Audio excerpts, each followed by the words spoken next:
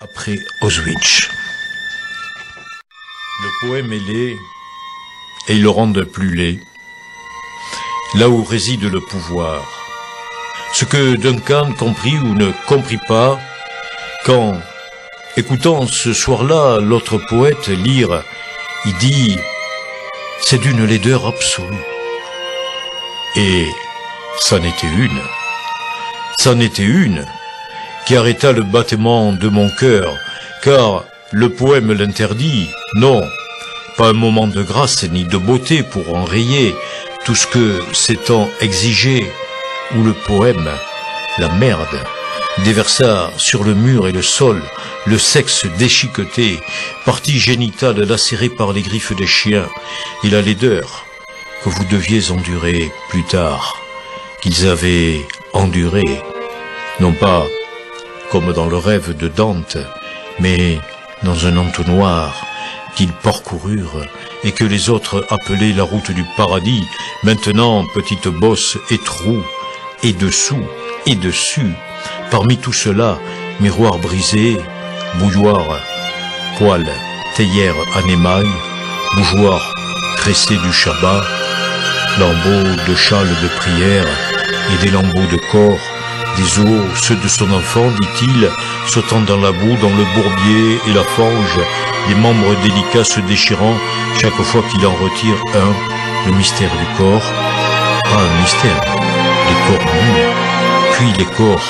désossés et pourris, quelle lutte, sa rage de beauté doit livrer pour faire un poème scellé, qui chasse les autres bois, comme le croissement d'Artaud, ce poème adressé à la laideur, obligé de résister, même au sacrifice de la mort, un décor dressé, à Treblinka, des guichets de billets, une grande horloge, les panneaux indicateurs, direction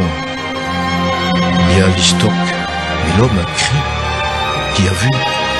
les monceaux de vêtements, les juifs, rien de bon, c'est votre propre triste viande qui pend ici, misérable, dans des sacs, comme celle d'animaux. Le sang coagulé en gelée,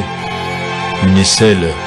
traversée d'un ventricule éclaté, y restait ici, se balançant, hurlant, une perche de bois brute, fichée dans sa langue, une autre dans le scrotum. Y voit une bouche, un trou rouge, lambeaux écarlates de chair d'enfant, leurs yeux minuscules, mollusques gelés, si succulents que le blond gardien ukrainien, s'ennuyant sous son parasol, ne fait qu'un bond,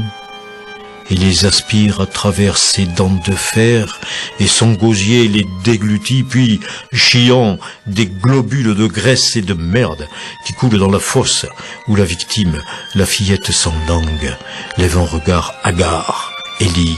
la fin de son cœur brisé.